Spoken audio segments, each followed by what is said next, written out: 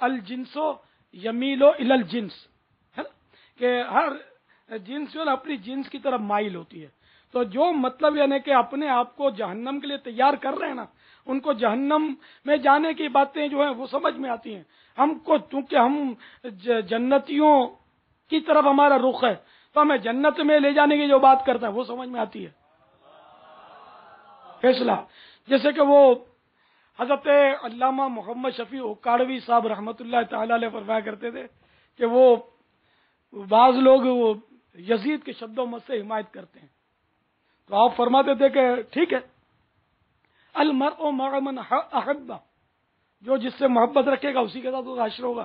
حدیث ہم دعا کرتے ہیں کہ یا اللہ ہم تو امام حسین کے ماننے والے ہیں، تو یا اللہ ہمارا حشر امام حسین کے ساتھ فرما اور تمہارا حشر اللہ تعالیٰ یزید کے ساتھ کرے.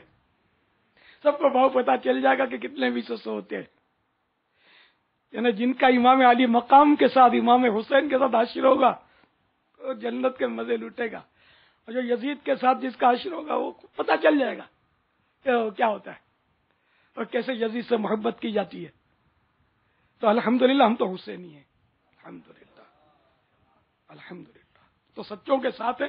ہمیں تو قرآن نے بتا دیا اے ایمان والو اللہ سے ڈرو اور سچوں کے ساتھ ہو جاؤ. تو الحمدللہ ہم نے تو سچوں کا دامن پکڑا ہے.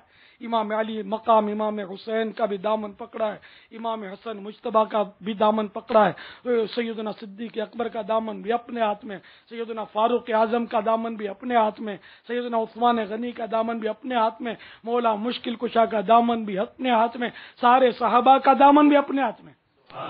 تو کیوں نہ ہوتا کہ آقا نے یہ بھی تو ارشاد فرمایا نا، اصحابی کالنجوم بأیہم اقتدیتم اہتدیتم، میرے صحابہ ستاروں کے مانند ہے، تم جن کی بھی پیروی کرو گے ہدایت پاؤ گے.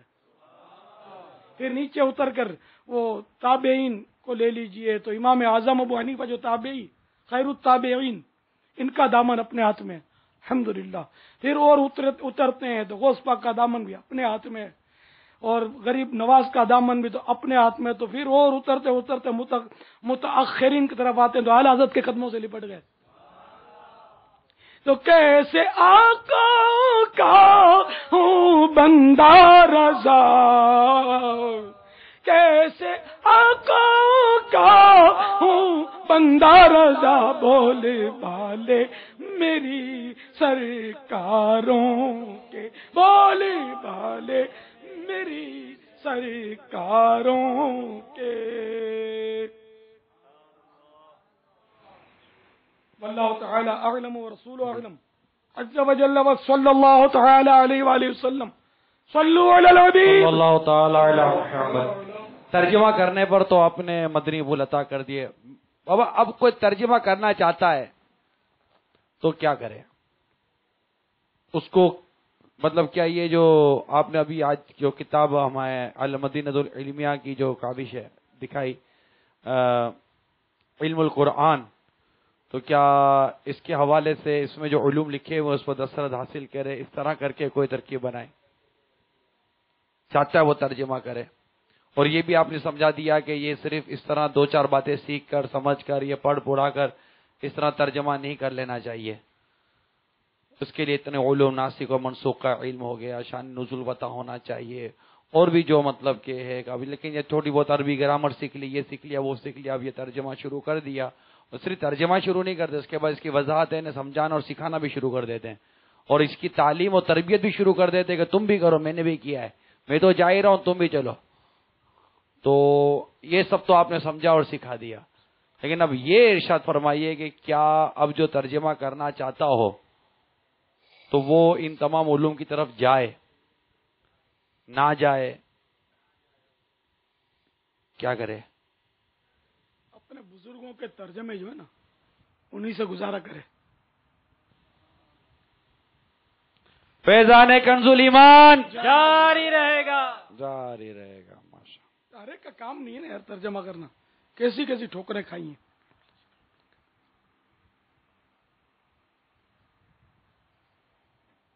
وہ کہہ سکتے ہیں نا فضل رب سے اب کمی کس بات کی، ہم کو ترجمہ کنز الایمان مل گیا. سبحان اللہ.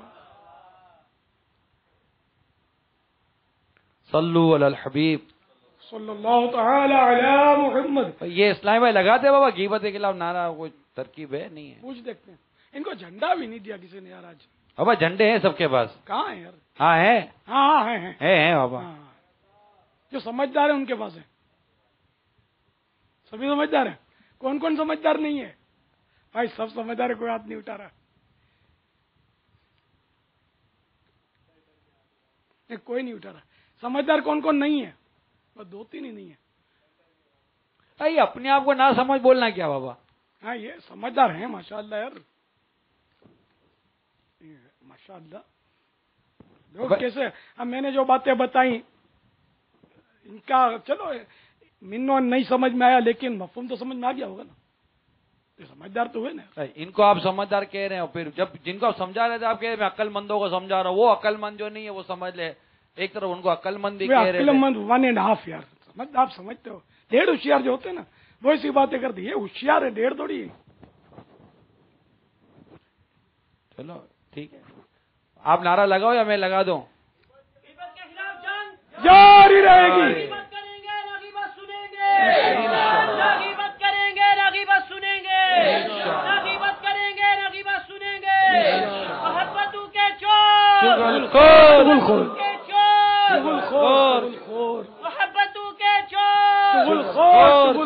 محبتوں کے چور کفل مدینہ لگا رہے انشاءاللہ.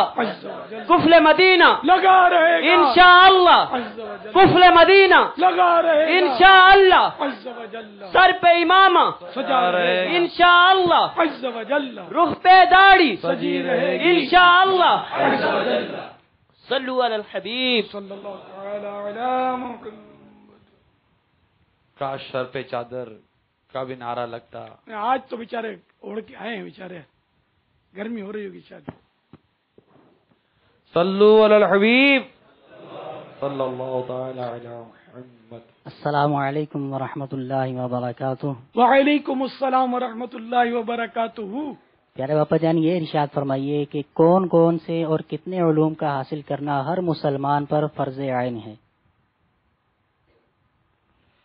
وہ تو کوئی بھی ایسا مسلمان نہیں ہوگا کہ جس پر ساری علوم مطلب انہیں سیکھنا فرض ہو.